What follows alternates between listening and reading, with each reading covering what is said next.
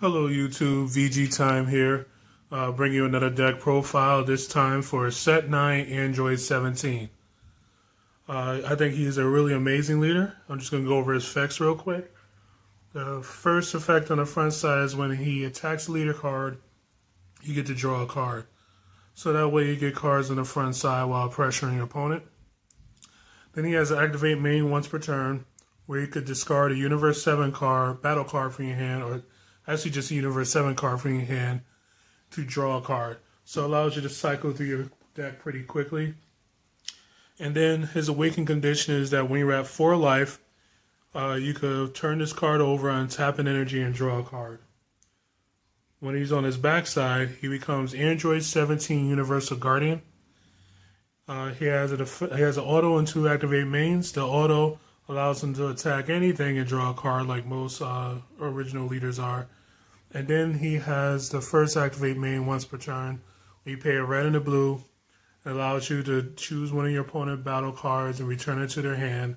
And you get to choose up to one of your Universe 7 in your drop area added to your hand. And both targets are up to 1, so you could choose not to bounce anything of theirs and still get back a card you need. And then his second Activate Main once per turn. If you happen to have 9 Universe 7 and or red-blue multicolor extra cards in your drop area, you could give him plus 5k, double strike, and crit. So once you get to that point, he puts a lot of pressure on your opponent to have to guard him. So this deck is red and blue, but it is not multicolor like you would think. So I'm just going to go over it right now. Starting with the red, we have 4 copies of Piccolo Namekian Fortification. This is a new card from Draft Box 5. It plays similar to like the Kabas or the Trunks, the 1-drop 5Ks that take a life and gain plus 10k. The difference with him is that instead of him getting double strike or crit, he instead restands himself. So he's like a mini digging deep Vegeta. I like that because he inherently protects himself. And he also gets around just being negated blindly and then the card kind of just sitting out there. You could swing, they negate, while he restands, he gets to swing again and still put pressure on your opponent.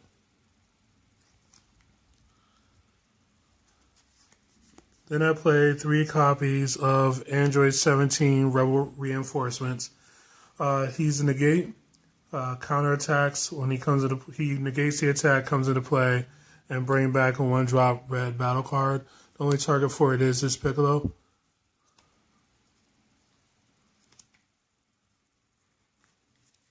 Then we play 4 copies of another negate.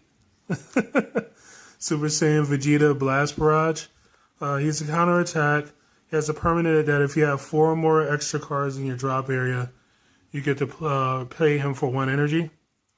And then when he has an auto that when he enters play, he gets to give minus 5k to one of your opponent's battle cards. So you could pick off pesky cards that are for utilities or make the next attack a little bit less palatable for your opponent to try to make on you. Then, because we're not playing any multicolored cards, I played 4 copies of Backbone of Universe 7 Son Goku. This is the original Universe 7 super combo. It works when you're at 5 life.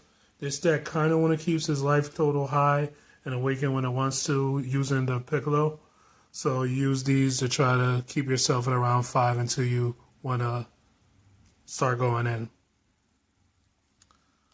Then we play 2 copies of We Are Universe 7.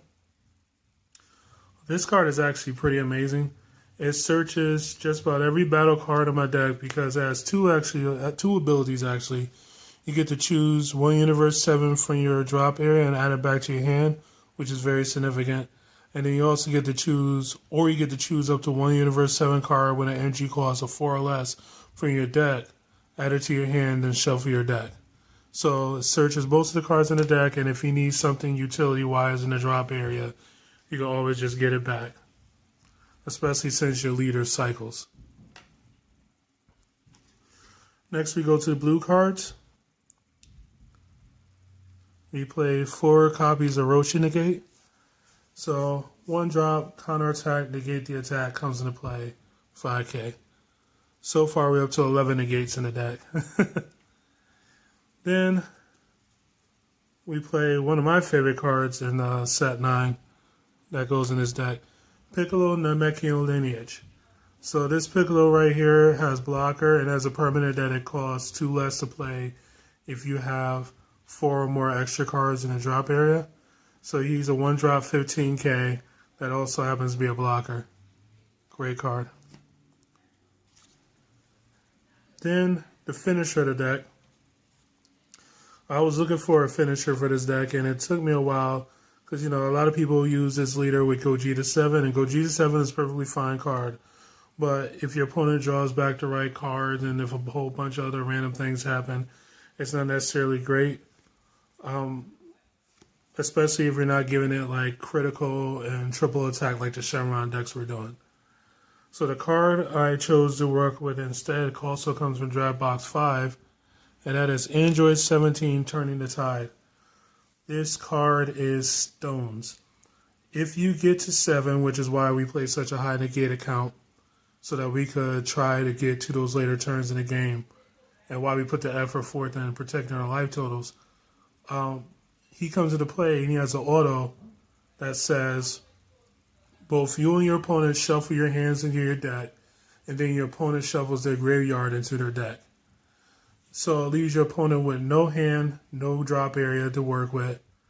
They still have their cards on board, but you can usually deal with that because they have no hand and no drop area to work with. He's 30k. He also has critical and deflect, so you don't have to worry about Frost Deadly Poison on him. And when you swing with him, unlike the Gogeta, where if they are above a certain light total, you don't really want to hit them with Gogeta because you're going to give them cards. He doesn't give them cards. So you could give your leader 5k, double strike crit. That's 2 damage that they're not going to be able to get cards from. This is 3 damage they're not going to be able to get cards from. Now onto the blue extra cards. We run the greatest hits of blue. So 4 copies of Barrier of Hope. This card right here has 2 effects.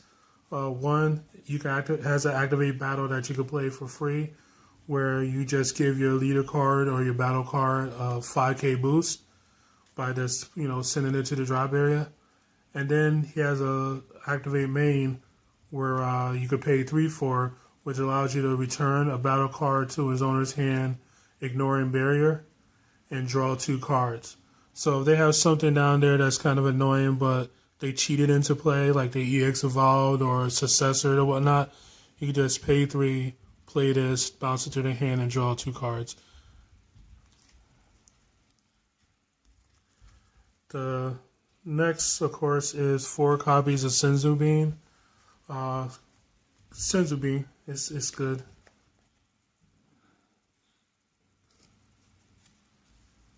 Then we play 3 copies of Dimension Magic. One of the better negates in blue. It has the effect of negating attack, untap 2 energy. And then if you have Sparking Fire, which is 5 cards or more in your graveyard, which you're going to have because, again, the leader effect cycles, you can use your life to pay for the cost instead of using your energy to untap 2 blue. Then the reason why I call it Universe 17 is because I run a small Universe 10 engine. I'll start out with the second least important card, which is Mechiorp, Bobbing and Weaving. He's a 2-costed counterattack where he negates the attack. So we were already up to 11. Then we added in 2 of these guys are 13 and 3 dimension magics that put us up to 16 negates so far. Oh, he also has a really cool other effect, which is if you negate the attack with him and everything, you get to untap 1 blue energy. So he's effectively a 1-cost 15k that you get to play on your opponent's turn by negating their attack. Very strong card. Then the main reason why I'm playing the engine is 4 copies of Universe 10 Assemble and 4 copies of Lilabo Wings of Fortune. This card interaction has been both amazing and underperforming depending on the matchup, but it's usually amazing. Let me explain. So Universe 10 Assemble is a negate. So now we're up to about 20 negates in this deck now. It's a negate. You counter the attack. You look at the top 3 cards of your opponent's deck, and you can put it back in any order. Then you get to play a 2-cost Universe 10, 2-cost or less Universe 10 from your hand into play. And it doesn't negate its effects or anything. That's where Lilabo comes into play. When she enters the play, she has an auto that says reveal the top card of your opponent's deck. If it's a battle card, you get to choose one of their battle cards and return it to their hand. And if it's not, you get to draw a card. So if you see that they have an opposing threat on the table that they paid energy for, and they're attacking out of order because they don't want to, they see you have red, they are trying to play around topo, so they swing in with their leader first. You get to negate with this card, look at the top 3, put a battle card on top of their deck, then play out Lilabo, choose the card that they were going to attack with next, bounce it to their hand, and make it so that they wasted that energy. And lastly, another card you could play off of it besides that Lilabo is this Lilabo, Exploitative Flight. This card is actually great as if it's already on the table or as a follow-up to your Android 17. Let me move it up here for you. It has an effect auto when it attacks, so it can attack anything. Look at the top 3 cards of your opponent's deck, put them back in any order. So your opponent's going to be left at 0 cards because of the Android 17. So what you really want to do is just make sure they're not going to draw negates and other threatening battle cards that are going to allow them to get back into the game. So you use Lilabo to do that. You just basically set up a dead draw situation for them. At least that's the ideal of it. It has worked out like that several times for me, but it's also not done anything. It all depends on how good your opponent deck is as far as density of threats and what they already drew. So that's the rest of the deck. Hopefully you get a chance to play it yourselves. Bring it to your locals. The deck itself is actually fairly budget, so it's not going to be that inaccessible unless you have no way of getting draft box 5 cards at all. But honestly, most of these cards are $1 or less. So if you just put in an order somewhere, whether or not it's TCG Player, PPG, or wherever, you should be able to get everything that is from draft box 5 for this deck for probably under $10. So thank you again and hope to see you soon.